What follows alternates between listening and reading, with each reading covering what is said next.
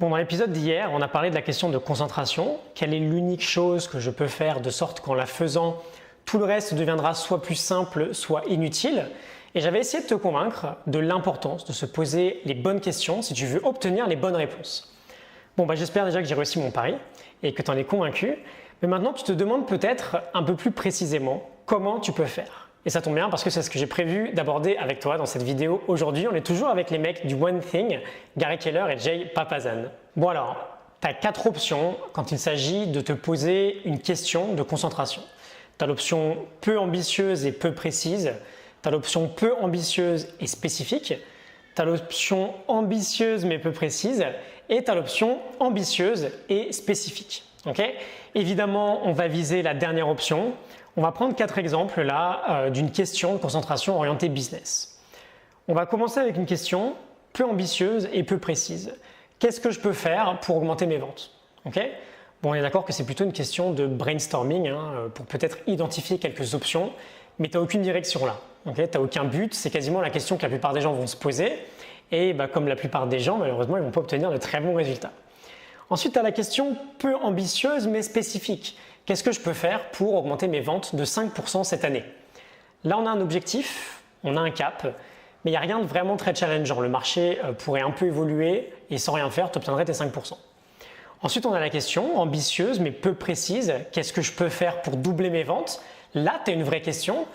C'est un bon début, mais il n'y a rien de précis. Qu'est-ce que ça veut dire? Tu veux doubler tes ventes en 1 an, en 10 ans? Il y a trop d'options. C'est encore une sorte de brainstorming. Mais enfin, tu as la question ambitieuse et spécifique. Qu'est-ce que je peux faire pour doubler mes ventes en 6 mois? Et là, on a tous les éléments d'une vraie question, d'une question puissante qui va t'amener une vraie réponse. C'est pas simple, c'est challengeant et c'est précis. Tu dois faire tant de chiffres avant telle date. Et donc, pour répondre à la question comment on se pose la bonne question, tu pars d'une question ambitieuse et spécifique et tu la transformes en question de concentration. Quelle est l'unique chose que je peux faire pour doubler mes ventes en 6 mois, de sorte qu'en faisant cette chose, tout le reste deviendra soit plus simple, soit inutile. Et maintenant qu'on a notre grande question, il va falloir aller trouver, t'imagines bien, une grande réponse. Et là, on a plusieurs catégories de réponses différentes. On a la réponse simple, c'est déjà à ta portée, tu sais comment faire pour atteindre ton résultat. C'est une réponse faisable, facilement atteignable. Ensuite, on a la réponse stretch. Alors, ce n'est pas évident à traduire en français. On va dire que c'est à la limite de tes connaissances. C'est potentiellement atteignable, mais il va falloir peut-être y mettre un peu d'effort de ta part. Et enfin, on a la réponse qui est en dehors de nos propres limites. Il va falloir vraiment se dépasser. Et c'est cette réponse-là qu'on va évidemment viser.